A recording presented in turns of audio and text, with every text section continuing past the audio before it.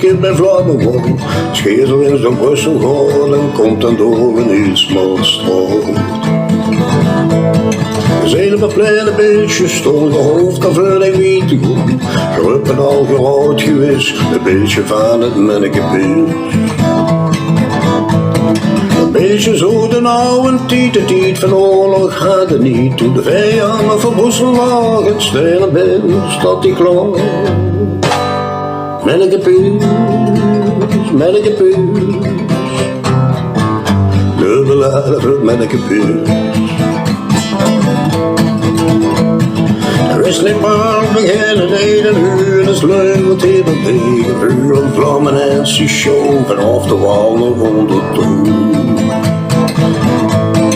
Het is op de keuken naar om, de vijand stond met open mond, ze hadden zo'n wapenig moeds gezien en vluchtten naar alle kanten heen.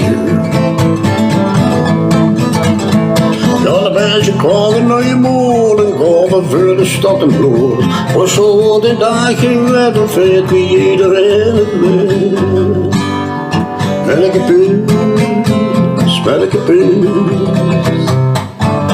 We beladen voor mannekepils. En de missionaris in de synagoge en in het verbaasde kijken stonden dus hoe gebeurd. Geloof me ja, is ook het beeld in Brussel door.